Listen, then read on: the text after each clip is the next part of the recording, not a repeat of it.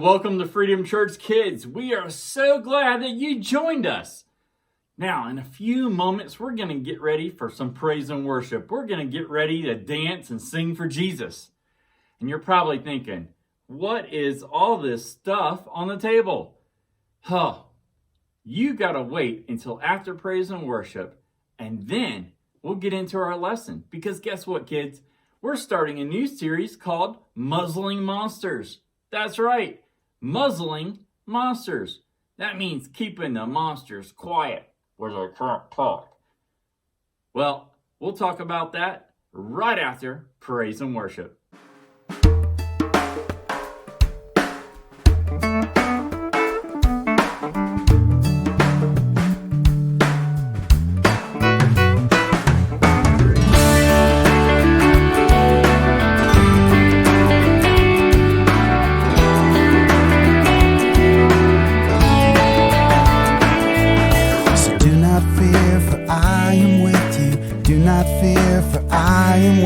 So do not fear, for I am with you. Do not be dismayed, for I am your God. So do not fear, for I am with you.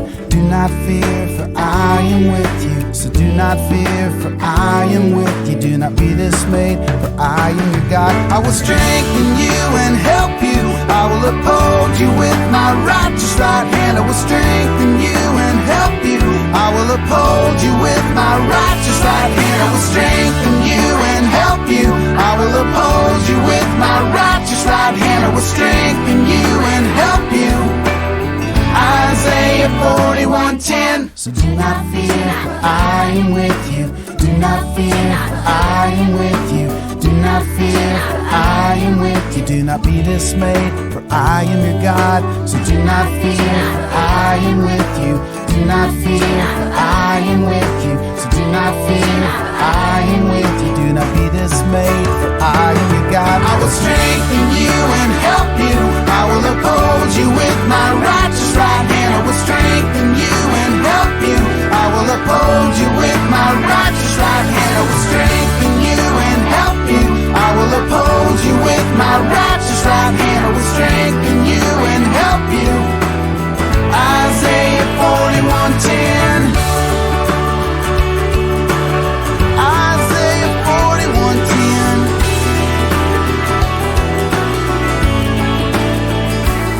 I will strengthen you and help you. I will uphold you with my righteous right hand. I will strengthen you and help you. I will uphold you with my righteous right hand. I will strengthen you and help you. I will uphold you with my righteous right hand. I will strengthen you and help you. Isaiah 41:10.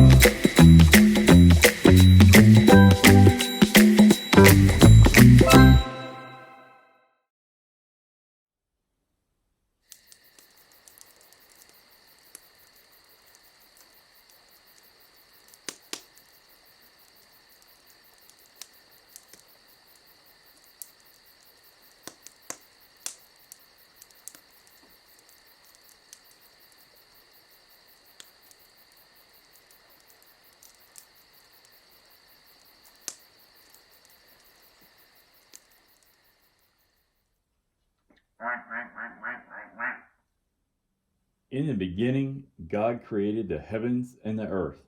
Now the earth was formless and empty. Darkness was over the surface of the deep, and the Spirit of God was hovering over the waters. And God said, "Let there be light." Boom! And just like that, there was light. That's right, God spoke it out of his mouth, and it became in existence. Good thing, right? Otherwise, if we were living in the dark, we'd be bumping into things. And guess what? Things would not be healthy on the earth. In fact, everything needs light. The trees and the flowers, they need light. Vegetables need light to grow. And guess what? We need light to stay healthy, and so do the animals. God created everything, including us, for his enjoyment. He spoke it and it became an existence. Everything.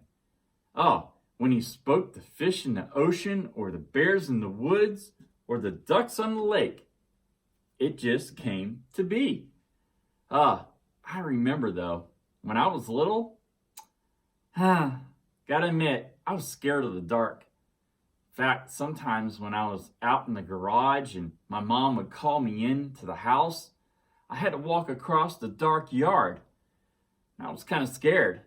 Sometimes I would see shadows, and I didn't realize that there's nothing to be scared of with shadows. It just means that the object, whatever it is, whether it's a tree or whether it's us or whether it's our hand puppets, that there is light shining behind it. And that's what makes the shadow. Nothing to be scared of. But I was a little scared and I wanted to get into the house quickly. Sometimes I'd run as fast as I could because I was scared. Then there was other times where I had a flashlight. That's right. And I felt a little safer because there was light. You know, I'd turn on my flashlight. Well, this one's not working. Maybe it needs new batteries. Do you think I should check the batteries, kids? Well, let me hear you. All right, I'll check the batteries. Whoa. This is my trick flashlight.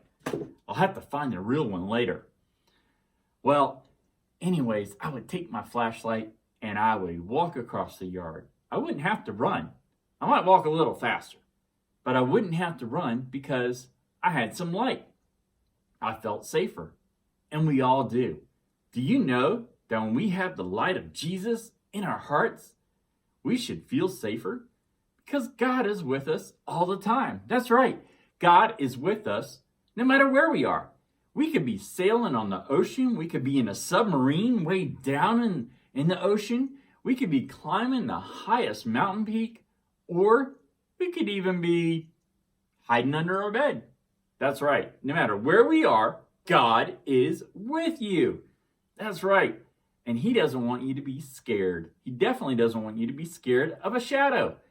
Because God created everything, including shadows and shadow puppets. I got to tell you something.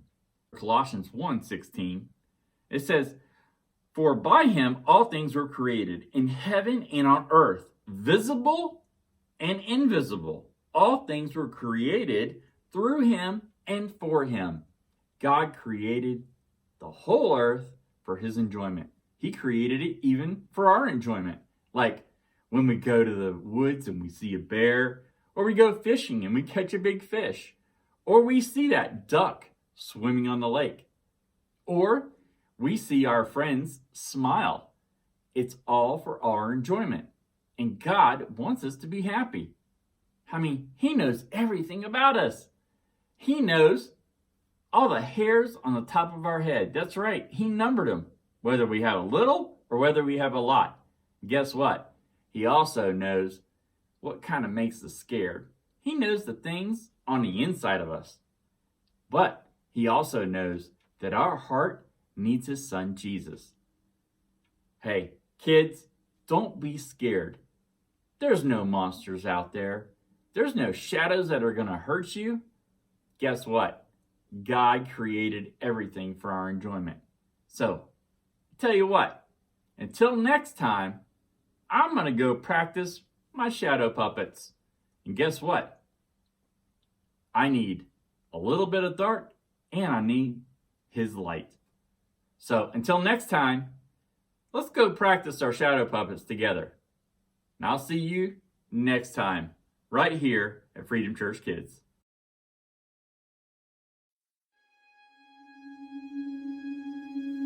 In the beginning, there was absolutely nothing to see. No earth, no stars, no animals, no light. There was only God. God then decided to create a beautiful world to display his goodness and splendor. He just spoke the words, and it came to be. vast craggy mountains, soaring beautiful trees, crystal lakes and winding rivers, animals of every variety. He placed a massive sun in the sky, warming the earth during the day, and a moon to lighten the night. It was a breathtakingly beautiful creation. But God was getting ready for his greatest act yet, making man. He planned to make man special, not like the animals, but more in the image of God himself. So he took a bit of clay from the earth and formed man and breathed life into him. There was man, created in the image of God, and God called him Adam. God made Adam like himself, with a mind, with creativity, with wonder, with emotions, and he made him to be happy. Adam learned about all the animals. He played with them and gave them each names. But something was missing from Adam's life. You would think he had it all, but he was missing a human friend, a wife. God made a woman too. He put Adam to sleep, carefully took one of Adam's ribs, and formed a woman. Now there were two. They were made for each other, to love each other, to keep each other company, and to enjoy this beautiful world and worship God. Life in the garden was beautiful and blissful. It was, quite truly, paradise. Adam and Eve had no worries. God had created them. He took care of them. The animals were peaceful and kind. Adam and Eve had all the food they wanted. They saw beauty wherever they turned. They only had one rule to obey. Don't eat from the tree that stood in the middle of the Garden of Eden. That was God's only request. On the sixth day of creation, God looked at everything he had made and said it was good. On the seventh day of creation, God rested from all his work. Creation was beautiful, and man was in perfect harmony with God.